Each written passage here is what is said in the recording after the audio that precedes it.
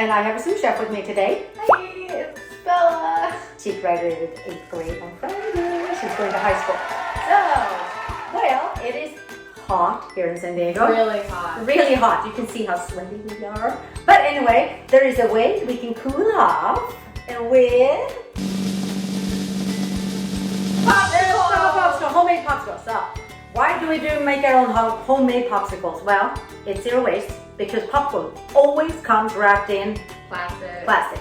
And it saves you money, and also you know what's in it. So this happens to be actually one of my green smoothie popsicles. That is the very easiest way to make a popsicle. Whenever I make a smoothie, any smoothie, pour it into just one of these popsicle silicone ones, reusable one, which is really, really easy, and then come out really nice little shapes like this. And everyone loves them in our family. It's healthy. The kids, and even you can sneak in some vegetables like we do. Even if like you have like squeezed orange juice and you have extra juice from the oranges or extra juice from watermelon, you can put those in popsicle molds. Exactly.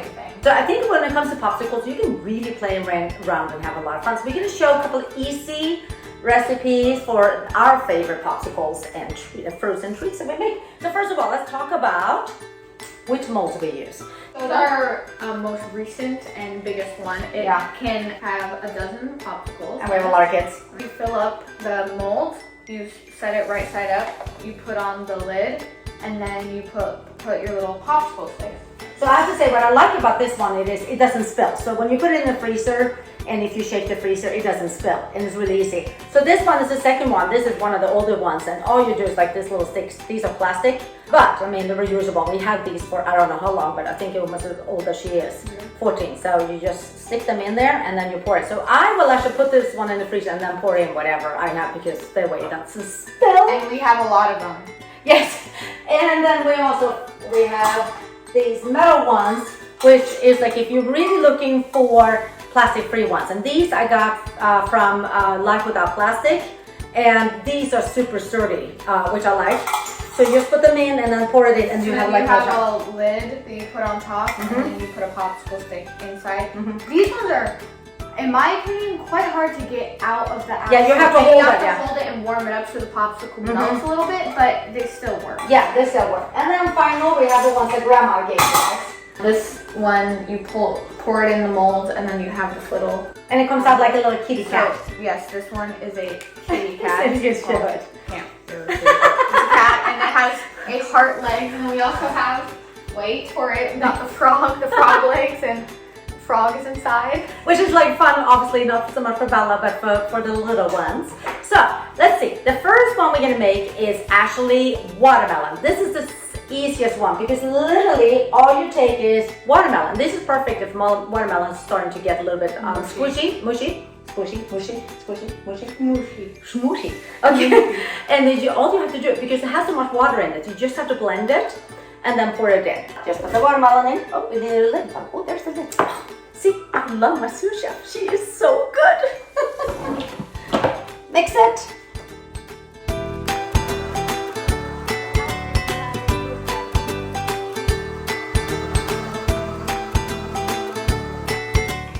Handheld blender. Yeah, and food processor works too. Okay, should we do these in the little guys? Sure. Okay, so I'm just gonna pour this in, and you can see the liquid in it. That's like all. Make sure you put the frog legs on the frog so the cat doesn't have frog legs. So there, and Bella's gonna put in the little lid. And make sure there's nothing in it because yes, I learned that the hard way. Okay, that was one. Okay, Bella's now gonna show how she makes frozen bananas. Can you tell them about your frozen banana? So for this next treat, we got this inspiration from a local popsicle shop, and they had the best chocolate-covered banana popsicles. So what you're gonna start out with is peeling your banana. And something that we like to do is split our bananas into twos because otherwise it's a really big popsicle. And we're going to make 6 popsicles in total, so that's going to use 3 bananas. Banana peel makes good fertilizer for the garden, and the banana itself makes good rabbit food.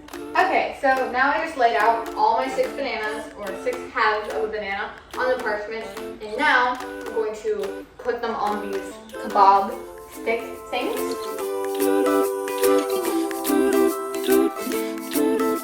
It seems to have lost all the kebab sticks, so we moved down to popsicle sticks, which are probably safer for kids, so you just gotta be more careful when you put them in. Now we're just gonna freeze them and then we can put the chocolate on them. So it's the next day and we're going to cover the frozen bananas in chocolate to add some more flavor to them. So right now I have about like half a cup to a cup of chocolate chips, and then I have 1 tablespoon of coconut oil, and I'm melting them in a double boiler, so a little bit of water and then some middle bowl on top, and we're just gonna wait until it gets sort of like a gooey chocolate to pour on top of it.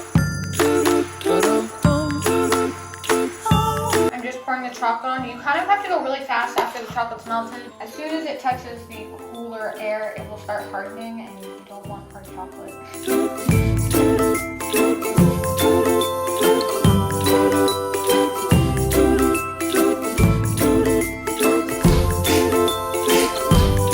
you can also add some nuts, like I am here, or you can add sprinkles or toasted coconut. Or you can just leave them blank too. I'm just putting on some brain nuts. They're not called brain nuts. They look like brains. They're called walnuts. But we personally like walnuts on them. They're really good. And nuts also make it healthier too. Now we're done. Now we just gotta put them in the freezer to freeze a little longer so the nuts and the chocolate get frozen to the banana, and then we can eat them. So this is the finished product, and this is the most fun and yummy frozen treat because it tastes really good. There's chocolate on it, but it's still really healthy, so. Is it good? God makes these 6 times a month.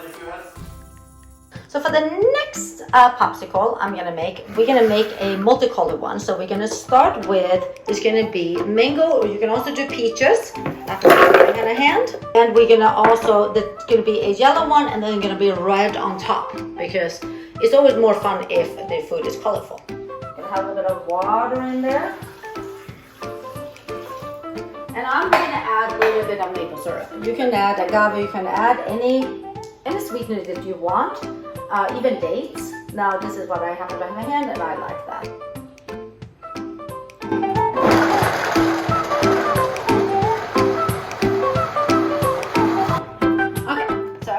That before you make popsicles, always make sure that you taste. Otherwise, if it's too tart, then obviously that won't be good. This is going to be perfect. So what I'm going to do, I'm just going to pour them up halfway.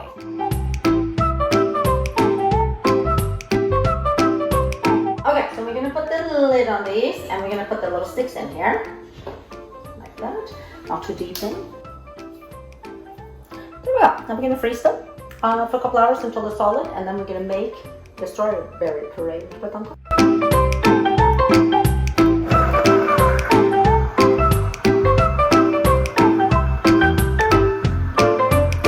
Just filling them up all the way. You can see that there is the mango one at the bottom, and we're just going to fill them all the way up to the top.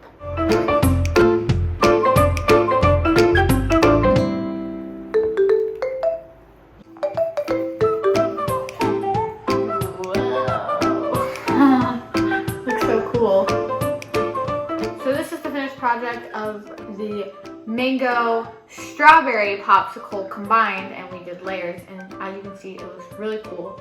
If this video was helpful for you, make sure you guys give it a big thumbs up, and if you have any questions, comment it down below and we will make sure to answer them. And all the links to the recipes are in the description box below, and make sure you guys subscribe and share this to other people. Bye!